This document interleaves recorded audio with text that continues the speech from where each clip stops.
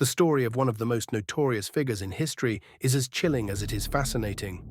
A man who rose from the shadows of poverty to build an empire that the world feared. His reach was limitless, his wealth unimaginable, and his crimes unparalleled. This is the tale of a criminal mastermind whose name became synonymous with power, violence, and excess. But before revealing his identity, let us first delve into the astonishing magnitude of his reign. At his peak, this individual amassed a fortune so vast it could rival the GDP of small nations. Forbes magazine estimated his yearly income to be in the billions, making him one of the richest people in the world. His wealth was so extensive that he spent an estimated $2,500 a month on rubber bands to bundle his cash. Yet, for all his riches, he lived a life entrenched in bloodshed and chaos. The mere mention of his name struck fear into the hearts of those who opposed him. His influence was not confined to his homeland, it extended across continents, infiltrating governments, law enforcement, and even ordinary lives. But wealth earned through illegal means comes at a high cost.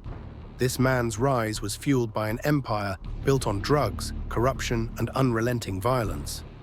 He controlled the production and distribution of illicit substances on an unprecedented scale, establishing a network that spanned the globe.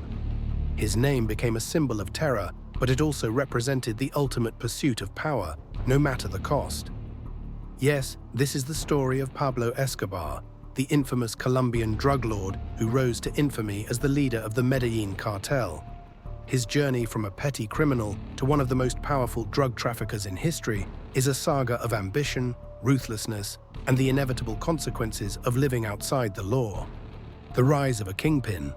Pablo Emilio Escobar Gaviria, born on December 1, 1949, in Rio Negro, Colombia, emerged from humble beginnings to become one of the most infamous criminals in history.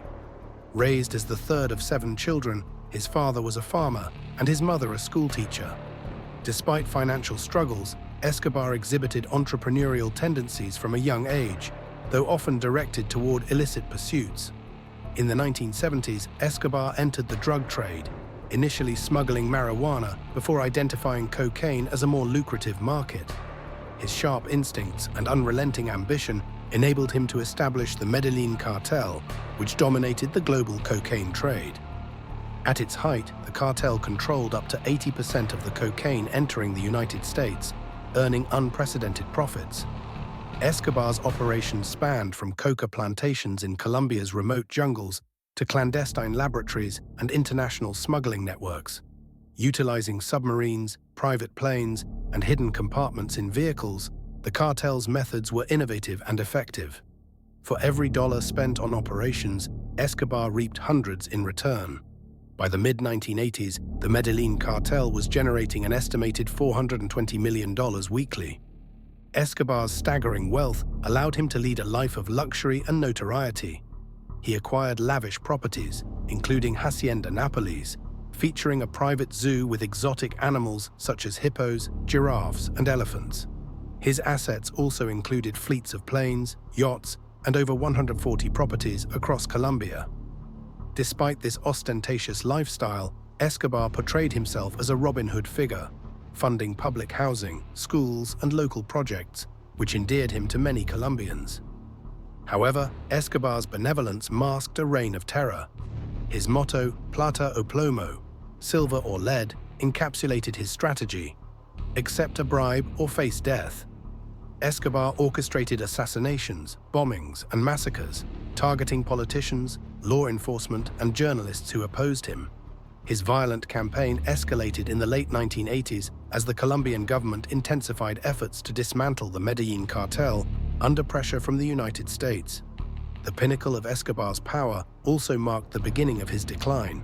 His unrelenting violence and the formation of the search bloc led to his eventual downfall. Escobar's saga is a tale of immense ambition, unchecked power, and inevitable retribution. Pablo Emilio Escobar Gaviria, often called the King of Cocaine, was not only infamous for his role in global drug trafficking, but also for his complicated family life and his extraordinary, often absurd use of his vast wealth. Escobar's empire generated billions, yet much of his wealth was wasted in frivolous expenditures, buried in secret locations or destroyed under bizarre circumstances. His deep attachment to his family, particularly his children, revealed a human side that contrasted sharply with his violent legacy. Escobar's family, wife and children. Pablo Escobar married Maria Victoria Henao in 1976 when he was 26, and she was only 15 years old. Despite the significant age gap, the couple stayed together until his death in 1993. Maria, known for her loyalty, endured years of scandal, violence, and the constant fear of retribution as Escobar's empire grew. She later changed her name to Maria Isabel Santos Cabañas and relocated with her children to escape her husband's shadow. The couple had 2 children, a son, Juan Pablo Escobar, later known as Sebastián Marroquín, and a daughter, Manuela Escobar. Pablo was deeply attached to his children, particularly Manuela. His daughter was often referred to as his princess, and he reportedly indulged her every whim. Juan Pablo, now an architect and author, has openly reflected on his father's life, writing books and giving interviews that explore the complexities of being Escobar's son. He has sought to distance himself from his father's legacy while also offering unique insights into the drug lord's personal life. Manuela, on the other hand, has largely stayed out of the public eye, living a life of privacy to escape the notoriety associated with her father's name. Burning money for his children, Escobar's love for his children was matched only by his willingness to go to extreme lengths for their comfort. A famous story illustrates his devotion. During one of his many hideouts, when his family was on the run, Manuela fell sick and needed warmth. Escobar, reportedly unable to find proper heating, burned approximately $2 million in cash to keep his daughter warm. This act of extravagance epitomized Escobar's lifestyle. Money was merely a tool, and its value paled in comparison to his family's needs or his own whims. While burning money might seem unimaginable to most, for Escobar, whose wealth was practically inexhaustible, it was just another resource, extravagance and waste. At the height of his power, Escobar's cartel was earning an estimated $420 million per week, making him one of the richest men in the world. Forbes even included him on its billionaires list in the late 1980s. Yet his wealth was as much a burden as it was a symbol of power. Escobar couldn't possibly spend or launder all the money his empire generated. It is estimated that Escobar buried millions of dollars in secret locations across Colombia. These hidden caches often deteriorated due to exposure to moisture or were eaten by rats. His brother, Roberto Escobar, revealed that about 10% of their earnings, approximately $2.1 billion annually, was lost to spoilage, theft, or simply being forgotten. Escobar's wealth funded an extravagant lifestyle. He built the Hacienda Nápoles, a massive estate featuring a private zoo with exotic animals like hippos, giraffes, and elephants imported from Africa. The estate also included luxury cars, private jets, and a sprawling mansion equipped with every comfort imaginable. Despite his immense fortune, Escobar's attempts to legitimize his wealth often failed. He spent millions on political campaigns and charity initiatives, such as housing projects for the poor, hoping to win public support and gain political power. However, his violent methods and criminal activities ultimately overshadowed these efforts, branding him as a dangerous figure rather than a philanthropist. The fall of Escobar's empire. As Escobar's war with the Colombian government and rival cartels intensified, his family suffered immensely. They were constantly on the move, living in fear of assassination attempts and government raids.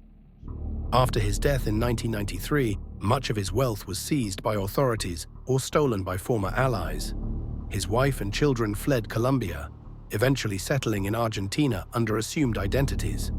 In the years following Escobar's death, his family faced significant hardships, including legal battles and financial struggles.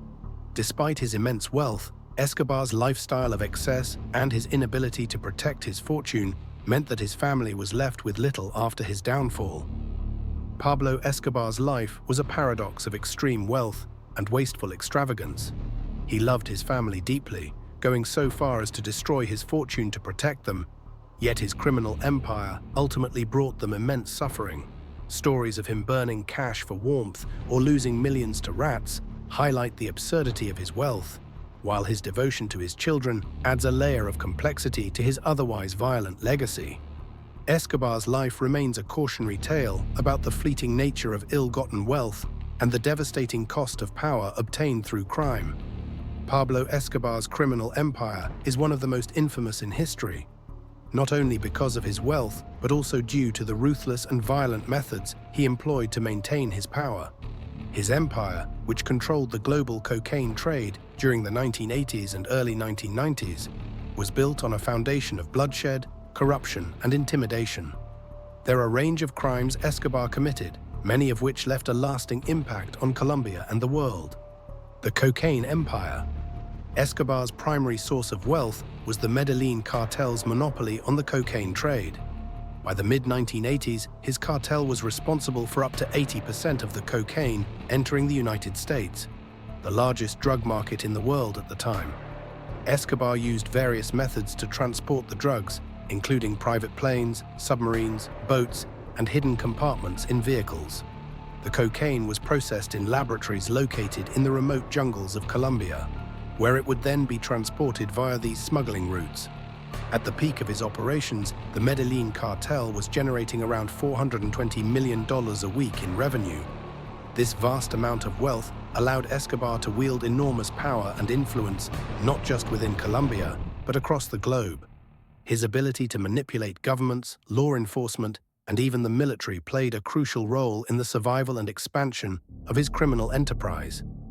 Bribery and corruption. Controlling the system. Escobar was notorious for using his vast wealth to corrupt officials at all levels of government, law enforcement, and the military. His motto, plata o plomo, silver or lead, meaning money or lead, was a chilling ultimatum that left no room for negotiation. If someone refused his bribe, they were often met with violent retribution. His corruption network spread across Colombia, and even high-ranking officials were bought off to turn a blind eye to his activities or assist him directly in covering up his crimes. Escobar's bribery methods were systematic, targeting key positions such as judges, police officers, politicians, and even journalists. Many law enforcement officers, including members of the Colombian National Police, were on his payroll, allowing him to operate with near impunity for years. His influence in Colombia was so profound that he could sway political decisions and shift the direction of the country's drug policies. He even had his own people placed in the government and military, ensuring that his interests were always protected. Murders and assassinations. Escobar's violence was relentless. He used murder as a tool not only to silence his enemies, but also to send a clear message to anyone who dared to oppose him. Throughout his reign, Escobar was responsible for the deaths of thousands, including politicians, judges, law enforcement officers, journalists, and innocent civilians who got in his way. One of the most chilling aspects of Escobar's reign was his use of assassination squads. He employed hitmen known as sicarios to carry out the killings on his behalf. These hitmen were often young men from impoverished backgrounds who saw the opportunity to make money by committing murders. Escobar's methods were brutal. Some of his enemies were killed in broad daylight, while others disappeared without a trace. The Medellín Cartel's killing spree became a routine part of life in Colombia, as the country was engulfed by a wave of terror that Escobar orchestrated. The targeting of politicians and public figures. Escobar's most high-profile victims were often political figures who stood against him. One of the most notable examples was the assassination of Luis Carlos Galán, a presidential candidate in Colombia who was vocal in his opposition to the drug cartels. Galán's campaign represented a challenge to Escobar's empire, and his death on August 18, 1989, was a calculated move to eliminate a major threat. The murder of Galán was a part of a broader strategy by Escobar to intimidate and silence anyone who opposed him. He believed that by eliminating key political figures, he could prevent any effective government action against his cartel. Galán's assassination, along with the deaths of other politicians and activists, symbolized the extent to which Escobar would go to maintain control over his operations. In addition to politicians, Escobar also targeted journalists who dared to expose the dark side of his empire. One of the most notorious cases was the killing of journalist Guillermo Cano, the director of the newspaper El Espectador, who was assassinated in 1986 for writing articles that exposed Escobar's criminal activities. Escobar's campaign to eliminate journalists only heightened the climate of fear that existed in Colombia during his reign. Bombings, Escobar's deadliest attacks. Escobar's cartel was not limited to targeted killings. It also included large-scale bombings that left entire cities reeling. One of his most infamous acts of terrorism was the bombing of Avianca Flight 203 on November 27, 1989. Escobar orchestrated the bombing in an attempt to kill Cesar Gaviria, a Colombian presidential candidate who was staunchly against the Medellín Cartel.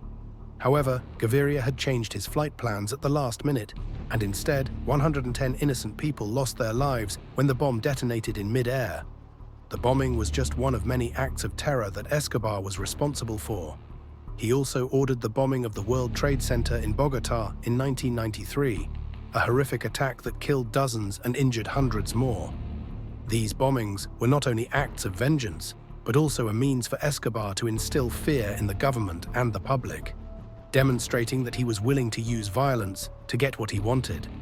The control of the prison, La Catedral. Escobar's ability to manipulate the system even extended to his imprisonment. In 1991, after the Colombian government agreed to allow him to serve time in a prison of his own design, he built a luxurious facility called La Catedral. This prison, located in the mountains of Colombia, was not a typical penitentiary. Instead of being a place of punishment, it was a personal fortress where Escobar could continue to run his empire from behind bars. At La Catedral, Escobar had all the comforts of a wealthy man, including a nightclub, a soccer field, and even a spa. He was able to maintain control over his cartel and continue directing operations through a network of loyal followers. His escape from the prison in 1992 was one of the major turning points in his criminal career. The government, realizing the extent of Escobar's power, decided to move him to a more secure facility. In response, Escobar staged an elaborate escape, which led to a massive manhunt. Escobar's empire was built on a foundation of fear, violence, and terror.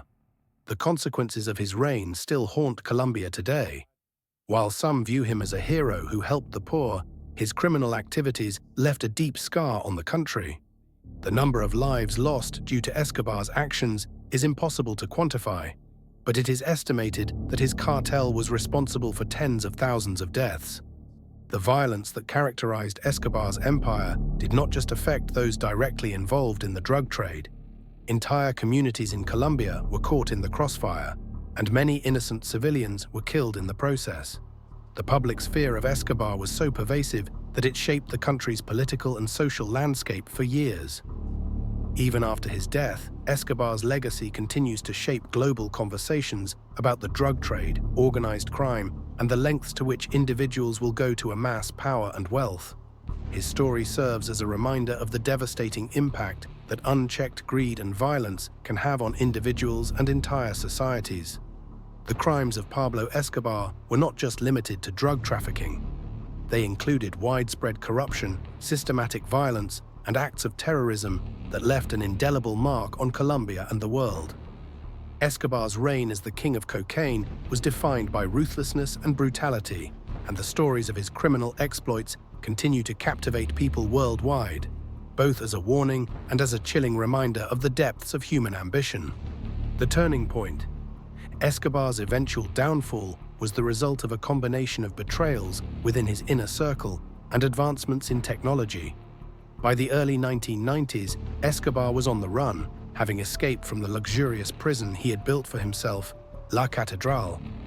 His escape marked the beginning of a relentless manhunt by the Search Block, a specialized Colombian police task force created specifically to capture or kill him. This unit, supported by US intelligence agencies like the DEA and CIA, was equipped with cutting-edge surveillance technology. One of the most significant breakthroughs came when authorities began intercepting Escobar's phone calls. Despite his careful measures to avoid detection, Escobar made the critical mistake of frequently contacting his family, particularly his wife and children. These calls provided investigators with crucial information about his movements. With each call, the Search Block narrowed its search, bringing them closer to their elusive target. Last clue for his downfall.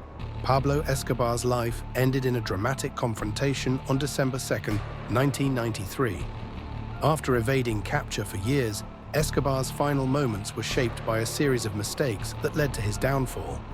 One crucial clue that led to his arrest was a phone call made by Escobar to a journalist, where he boasted about his ability to evade capture. This call was traced by Colombian authorities. This, combined with intelligence from the US and Colombian forces, eventually pinpointed his location in a middle-class neighborhood in Medellín, Colombia. The Colombian National Police, supported by a special task force known as Los Pepes, were able to track Escobar to the rooftops of his hideout. After a brief gunfight with authorities, Escobar was shot. The firefight was brief but decisive. Escobar sustained fatal gunshot wounds, including a shot to his ear that some speculate was self-inflicted. A final act of defiance. His death marked the end of one of the most violent chapters in Colombian history. Pablo Escobar's death was celebrated by many who had suffered under his reign of terror. For Colombia and the international community, it signified a major victory against organized crime. Yet his legacy remains divisive. To some, he was a villain who brought unimaginable suffering to thousands. To others, particularly the impoverished communities he supported, he was a symbol of resistance against systemic inequalities. Ultimately, Escobar's story serves as a stark reminder of the devastating consequences of unchecked ambition and violence.